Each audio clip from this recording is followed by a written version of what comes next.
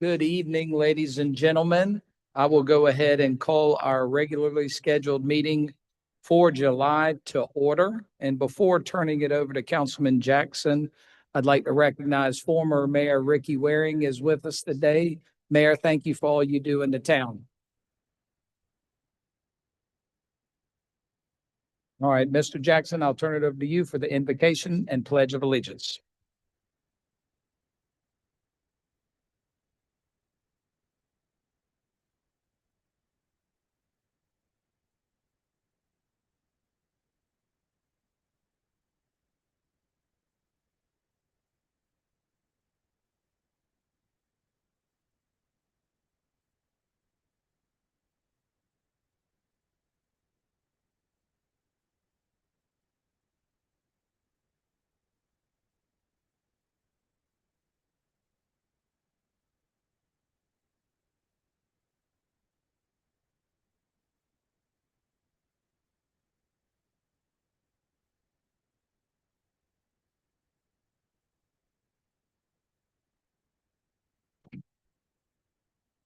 And something that I know one of our council members has no idea was about to happen, but I did want to take a moment and recognize someone who not only served our town as former fire chief, but also serves the community on council representing his district.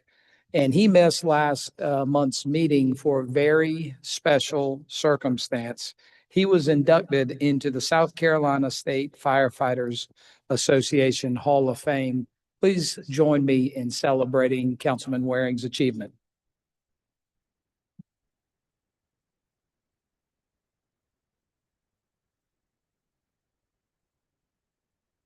Thank you, Mr. Mayor.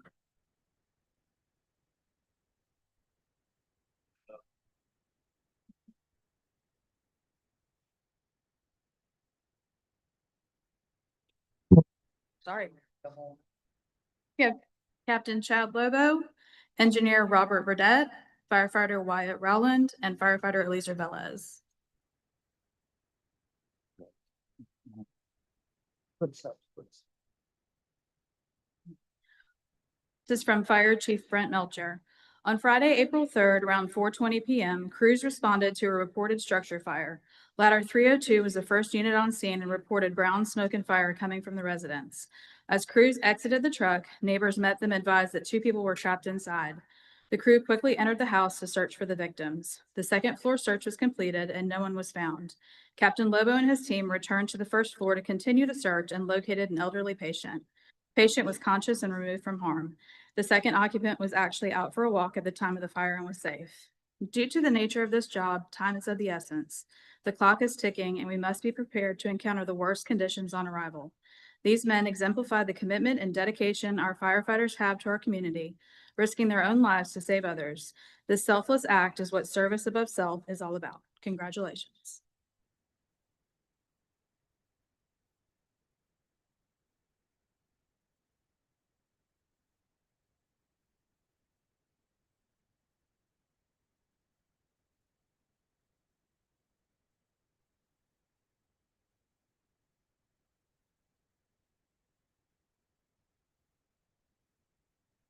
Gentlemen, the foundation of municipal government is public safety. And our men and women who serve in our fire department and police department are second to none. You 4 gentlemen, putting yourselves at risk to save and rescue our citizens with excellence while keeping yourselves safe. Thank you so much for what you do. We are grateful for you and we are humbled to have you serving in the town of Somerville. Thank you so much. Thank you.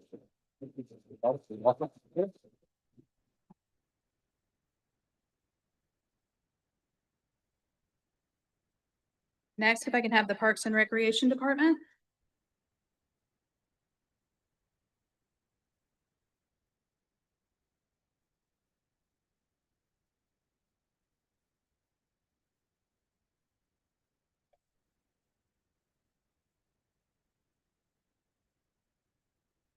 Whereas Parks and Recreation is an integral part of communities throughout this country and promotes health and wellness of its citizens. And whereas Parks and Recreation promotes time spent in nature, which positively impacts mental health by increasing cognitive performance and well-being and alleviating illnesses such as depression, attention deficit disorders, and Alzheimer's. And whereas Parks and Recreation encourages physical activities by providing space for popular sports, hiking trails, and many other activities designed to promote active lifestyles. And whereas Parks and Recreation programming and education activities such as youth sports and environmental education are critical to childhood development. And whereas Parks and Recreation increases the community's economic prosperity through increased property values, expansion of the local tax base, increased tourism, and attraction and retention of businesses and crime reduction. And whereas our parks and natural recreation areas ensure the ecological beauty of our community and provide a place for children and adults to connect with nature and recreate outdoors. Now therefore, Russ Touchberry, Mayor of the Town of Somerville, along with Town Council, hereby proclaims July 2026 as Parks and Recreation Month.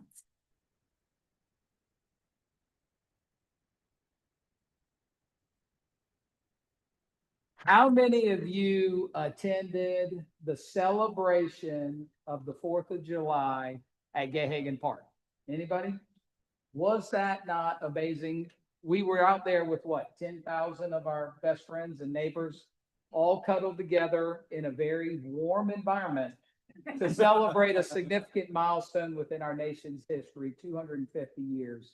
And I just thank you not only for what you do each and every day, the programming you do for our children, and what you do to maintain and beautify this town, but thank you for doing it with excellence at every level. Thank you so much.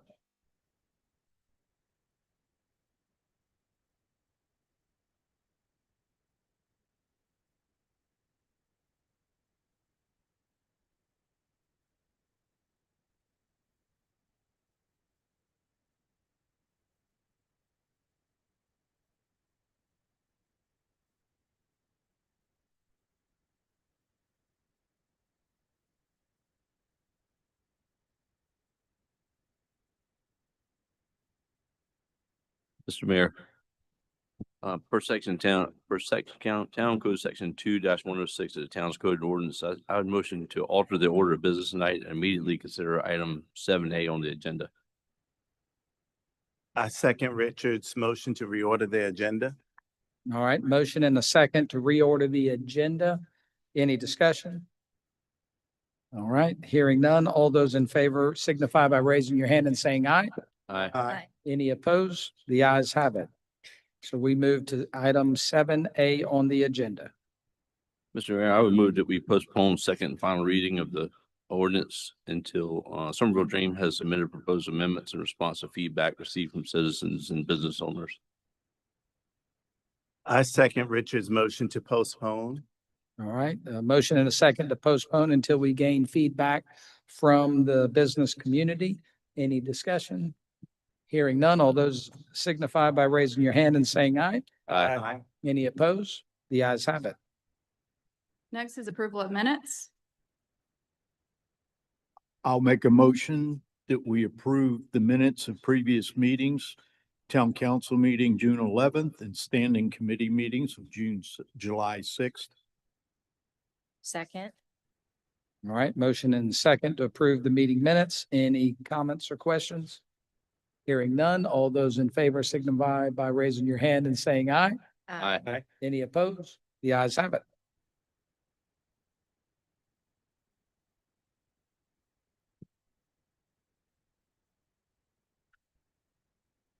All right, under public comment for items on the July 9th, 2026 agenda, I did have one emailed in to me. And that was from Miss Diane Frankenberger, who has withdrawn her opposition to the Outdoor Entertainment District ordinance and now is in support of it. And with that, Beverly Parker.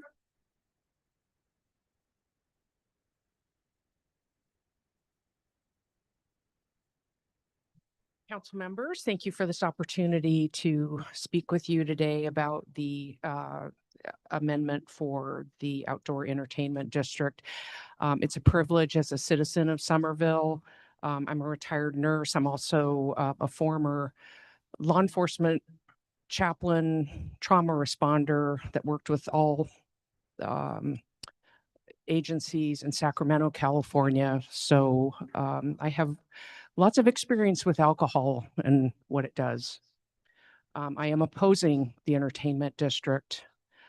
Last meeting, we spent about half this meeting, ironically, discussing the neighborhood that's complaining about speeding and not following the rules and not stopping and lack of law enforcement and coverage. And I just, I find it really ironic that in the same breath, now we're talking about adding alcohol as part of our community for entertainment purposes and to make it an open activity in the community. If we add the alcohol to this mix, we're going to have the effects that go with it, and we can't fool ourselves with that. We're going to have trash. By the way, we only have one bathroom that's available to people, so that's an issue. But this consumption of this open consumption of beer and wine is going to lead to buzzed people, and buzzed people are drunk people who don't make good decisions. They're obnoxious. They can be obnoxious, and by the way, they have to get themselves home. They have to drink and drive. They're going to drink and drive, and don't fool yourselves to think that they're not. They are. And we're going to see an uptick in problems with this. There was a billboard recently in town that was showing up that said, have you talked to your children about alcohol? And now I have to ironically tell my grandkids about this policy that Somerville says that you can't enjoy yourself going downtown unless you are drunk. I'm really disappointed in this idea. I'd like to shop downtown, but you really can't shop downtown where there's not a lot of shopping. A lot of these storefronts are businesses. They're not shopping sites. I want to frequent downtown more, but if I want to go to a bar, I'll go to a bar. But I really don't want to go to a place where people are openly drinking. I'll go somewhere else, and that's a disappointment to me because I really do love this community. And I don't want to have to go elsewhere. Thank you. Thank you. Adrian Quist.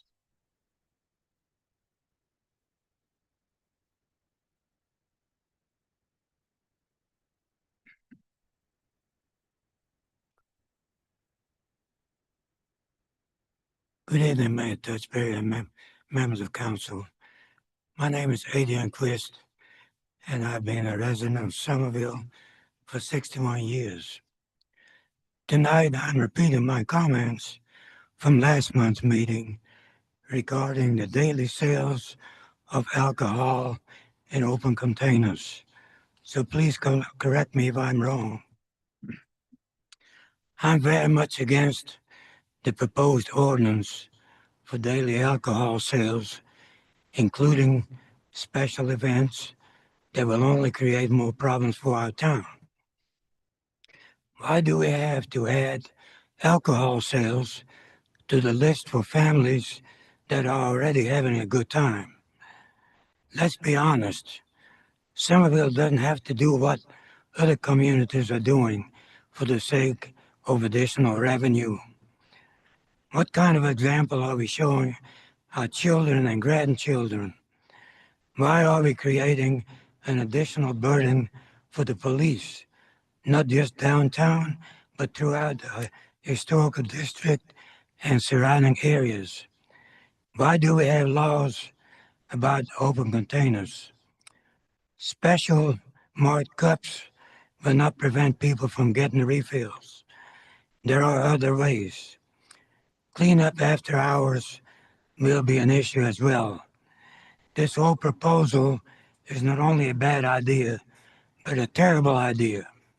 We don't want Somerville to become a town with a Bourbon Street flavor. People here will survive and continue to have a good time without alcoholic drinks.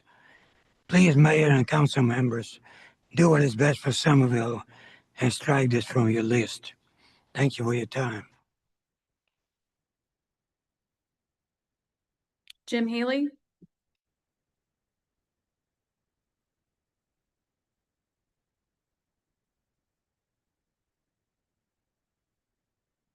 Good evening. I reviewed the meeting agenda with interest for tonight's meeting. I wanted to see what changes would be made to the proposed OED, but there were none. During the last town council meeting, council had a discussion concerning the OED proposal, and it needed changes. Councilwoman Johnson led the discussion and asked to postpone the vote on the OED for a number of good reasons. Since this was a big deal issue, she would like to have the whole council present. At the time, Councilman Waring and Jackson were not present. Also, Ms. Jackson had issues, as well as I did, with the extent of the area that the OED map covered. She stated that she had given the council an alternative map to review. Also, Ms. Johnson was concerned how this OED, as proposed, would impact how Somerville looks and feels. And that's been a big concern, as you've seen over the last couple of years with things we've brought to your attention. Also, Councilwoman Gardner concurred with Councilwoman Johnson and thought that the OED ordinance would be good for special events only, such as Third Thursday, and not every day of the week.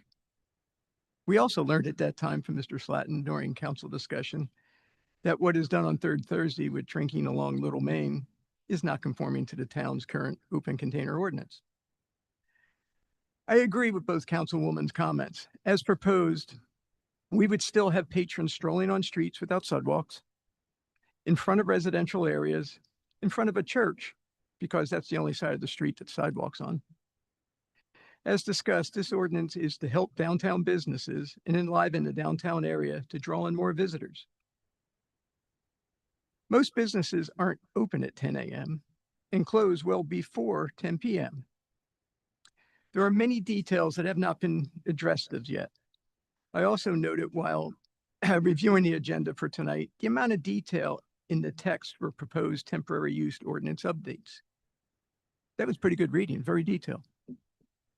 That's what's needed in an OED ordinance. How can the ordinance take effect upon enactment when so many details are missing? How will the area of the OED be conveyed to the patrons? We're gonna have a map up, billboards? How will you extend? Will you need extra trash cans? And where? Do we have the staff to enforce the parameters of this ordinance?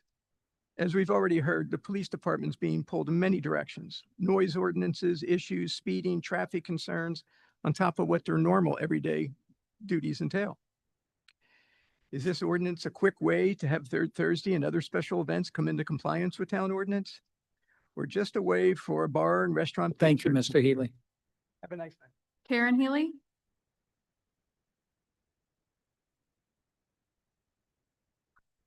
Okay, I'm going to play Beat the Clock. My name is Karen Healy. I live at 210 East Richardson Avenue. I'm glad about the delay and that things will be addressed, but I will say I'm not in favor of the outdoor entertainment district as written. I think it was at a bar meeting in this room. I feel like I'm spending a lot of my life in this room regarding the facade of the new Irish bar in the pavilion. And someone mentioned, how about open container there on Short Central with bracelets that said you got your beer or wine right there. And I assumed it would coincide with pavilion events. It seemed reasonable. It seemed doable. The proposed OED is not reasonable, and I don't think it's doable as is. So let's see what happens. Pulling back, I have more concern about community input. Last month, I shared Charleston's tourism management plan seeking to balance visitor growth with residents' quality of life. This month, I'd like to share another recent article from the Post and Courier, I'm sure you've all read it, about Mount Pleasant and their community engagement efforts and the subsequent national recognition they received. Mount Pleasant hosted meetings across 7 regions of the town to engage residents and get feedback on what the community believed to be the most important issues impacting them directly. Mayor Haney said, "Our residents care deeply about this community and consistently take the time to share their ideas, concerns, and vision for the future. Public input matters prove that when local government listens and residents engage, we make better decisions together and build a strong community for generations to come." Those are two examples of successful community engagement in our own backyard. I find that encouraging. They see the entire community value quality of life and not just commercial opportunities. I have to say, though, the minutes from the June 11 council meeting included the following. Mayor Touchberry stated that the town failed to engage with stakeholders before the realignment of South Laurel and Sumter. He asked staff to work with the churches at the intersection to see what changes they would like made to the realignment project outcome. I think it looks great, but apparently the churches weren't in on it. That's a waste of manpower and goodwill. So let me conclude with a personal story that hints at what I think is going on, and frankly, what other people have told me. When we lived in Shreveport, Louisiana, we found an amazing year-round elementary school. When I was asked to take part in a math textbook selection process, I eagerly showed up with the committee to a room full of math textbooks. It was a huge task, but it eventually dawned on me that our input was merely a requirement. They were going through the motions and they had absolutely no interest in what we thought. They smiled and said, "Thank you for your input," but the deal was already done. And that's how I feel this OED and the rezoning of 103 South Magnolia had been handled. We had to rush through last month when two of you weren't here to do the rezoning, yet let's wait for the OED. It's just Thank you, slow Ms. down. Healy. Thank you. Shannon Sutton.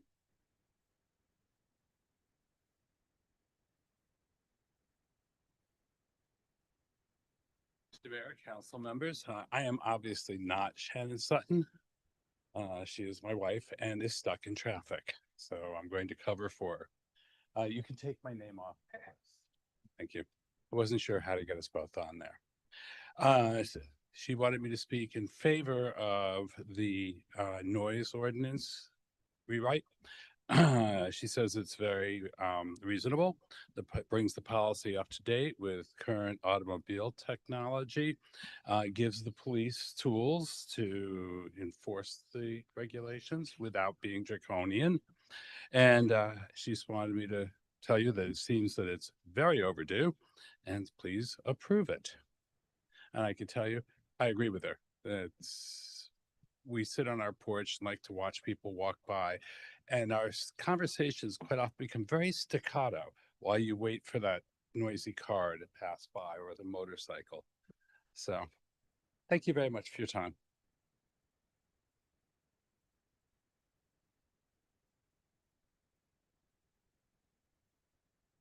Mr. Mayor, that's all I have for public comment for items on the July 9th agenda. Next is pending bills and resolutions. Mr. Mayor, I would like to move to approve items B through G on the agenda, second and final reading of those items. I'll second. All right, motion and a second to approve items B through G for second and final reading. Any discussion? Hearing none, all those in favor signify by raising your hand and saying aye. Aye. Those opposed, the ayes have it. Under introduction of bills and resolutions, item A, first reading of an ordinance to annex TMS 13612040056 located at 927 Central Avenue and totaling approximately 1.11 acres, currently zoned CG General Commercial in Dorchester County and requested to be zoned GB General Business upon annexation into the town of Somerville's municipal limits in Council District 1. The item was moved to full council with no recommendation at the Finance Committee meeting on July 6th. Mr. Mayor, I'll be recusing myself from items A and B on the agenda. Were you good with this? Yes, sir, Councilman. Mr. Mayor, I will be recusing myself as well from items 8A and 8B. Yes, sir. I would move for approval of 8A. I'll second. All right, motion and a second for approval of item 8A, first reading. Any discussion? Hearing none, all those in favor, raise your right hand, signify by saying aye. Aye. Any opposed? The ayes have it. Item B, first reading of an ordinance to zone TMS number 13612040056 located at 927 Central Avenue, totaling approximately 1.11 acres from CG General Commercial in Dorchester County as GB General Business upon annexation to the town of Somerville's municipal limits. The item was moved to full council with no recommendation at the Finance Committee meeting on July 6th. Move for approval. Second. All right, motion and a second to approve first reading for B. Any discussion? Hearing none. All those raise your right hand, signify by saying aye. Aye. Any opposed? The ayes have it. Item C, first reading of an ordinance to amend the Town of Somerville Code of Ordinances, Chapter 12, Environment, Article 2, Noise. Request from and draft provided by Councilmember Johnson. This item was moved to full council by the Public Safety Committee at its meeting on July 6th. I make a motion to approve. I'll second. All right, motion and a second to approve. Any discussion? I think there could be some tweaks before the second reading, but I think we need it. Okay. Any other? Thank you, Councilwoman, for your work on these edits for first readings consideration. All those in favor, raise your hand and signify by saying aye. Aye. Any opposed? The ayes have it. Under miscellaneous, item A, consideration and take desired action on SCDOT requirement to take over Cypress Street, South Oak Street, South Walnut Street, South Palmetto Street, South Laurel Street, and South Pine Street, all intersecting with West Richardson Avenue and the railroad tracks. In response to council's vote to take over West Richardson Avenue from the SCDOT, this item was moved to full council by the Public Works and Committee on Water Supply at its meeting on July 6th. Mr. Mayor, I'll make a motion that we respectfully tell SCDOT no thank you on their proposal as a council as a whole. I'll second. And I believe we have a delegation that was elected to support us and things like that. And I think we need to let them know that the citizens need to know some changes need to be made now, especially now that DOT's changed. If we don't push, everything's gonna get pushed back. Okay. We have a motion and a second to deny DOT's requirements to take on those additional roads, correct? Any other discussion? Hearing none? Yep. Well, Oh, Yeah. go ahead. Oh, no, sir. I guess. Mr. Mayor, I just think that, with this, I wasn't here last month to vote on this item, of course, of taking over, West Richardson, but I feel deeply that strongly that us taking over that road and then them requiring us to take these other roads if we take it. We need to force them to do their job. They have a job to do. And when we take over a road because they aren't doing their job, then all we're doing is letting them off the hook. I think that we, as Councilman Jackson said, we have a state delegation, and the state delegation, the state legislature controls their purse strings. So I get we're not in charge of DOT. That doesn't mean that they don't serve our citizens in this town and of our state as a whole. So I think that's the appropriate actions we need to take as far as that goes. And then eventually, we need to get with our staff to get them to push these items harder up to, and go all the way to Columbia if we need to get these road situations taken care of we have going on in town. And go ahead. I'd concur with that. I think this has been something I've talked about for 3 years, and it has became a very serious, very needed issue. And I think that we need to encourage our staff to do this and kind of quickly, so there's no risk of any other any kind of tragedy or anything else that could happen on that road that we none want to happen. It is a public safety issue. So I'd ask that we do so as quickly as we can. And I would like to see us put up some stop signs without authority. We've done it before. We've only taken them down once. And that would help at least slow things down. And the other side is, Bonnie, if I'm right, the substrate to Richardson is no good anymore. Would you? Yes. So And if we would approve it and not take care of it now, we are pushing a multi-million-dollar project onto a later council when this town has no funding to do what we need to do now, let alone adding millions of dollars to it. Well, I don't know about millions, but Mr. Mayor, when I said last month that DOT is not our friend, this is what I'm talking about. I would have expected when we made a motion to take over a road from DOT, the appropriate response would have been thank you, not we're going to make you take 6 additional roads. I am personally offended by that response from DOT. And I don't know how they can make us take 6 additional roads, but if somehow they can figure that out, I'm going to ask our engineering department to walk every DOT road and sidewalk and make a list of every uneven sidewalk, pothole, and we'll put DOT on constructive notice for every deficiency on a DOT road in this town. And I don't think they want that. All right. Sounds like we have a motion and a second for denial of that. We do have safety concerns that I would like maybe you on your committee, Councilwoman, to have these discussions put so we can give direction to staff on Public Works Committee next month. sounds like a great idea. Prepare that. All right.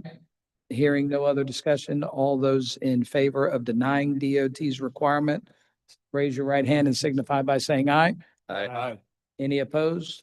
The ayes have it.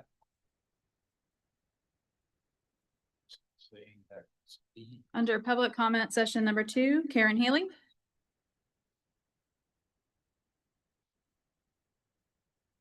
And I didn't realize you were going to give awards to the Parks Department. They did such a great job down at Gahagan. And we weren't there, but I saw you reading the Declaration of Independence. It was really nice. And we watched all the buses go by and that seemed to be working really efficiently. I don't know how many years we've been doing that, where people grab the bus and go down, but it's really nice. However, I will say that walking around downtown, and it was a fluke. The Lions Club did not put up the flags like they do for all the holidays. And businesses were closed and it was a little sad. It was a little, it was missing something. People online, I saw it all. There was a little bit of exaggeration because it's Facebook after all. I don't think decorations is, people use the term decorations. However, I think there could have been more.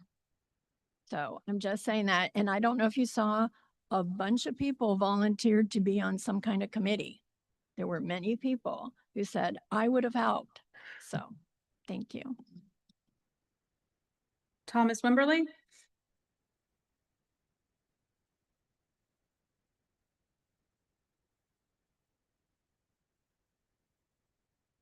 Good evening, ladies and gentlemen. My main topic of discussion this evening will be about an issue that has already been addressed countless times over social media, local and national levels.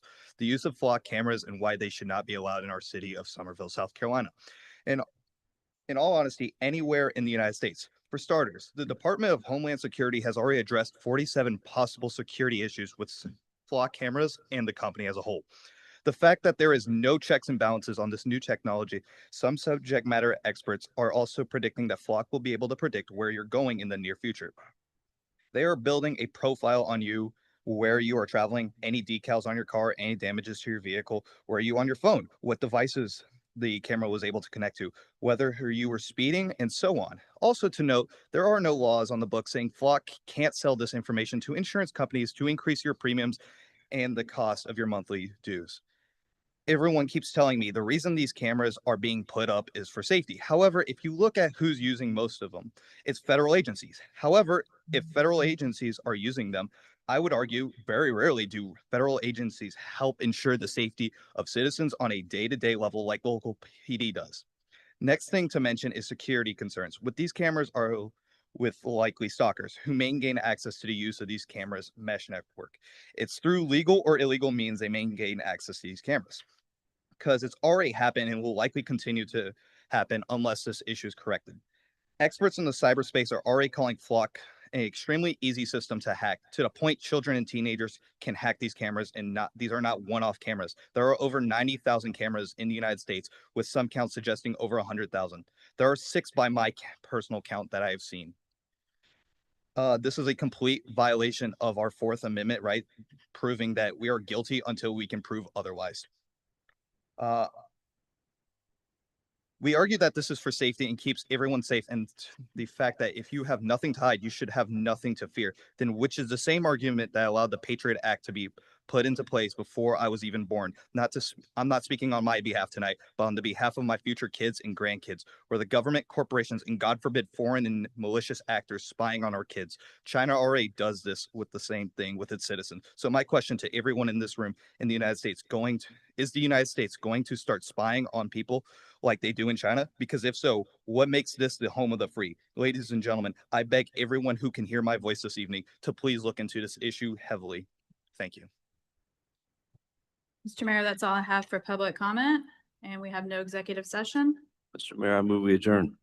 Second. Motion and a second to adjourn. All those, raise your right hand and say aye. Aye. Aye. Any opposed? The ayes have it. We are adjourned.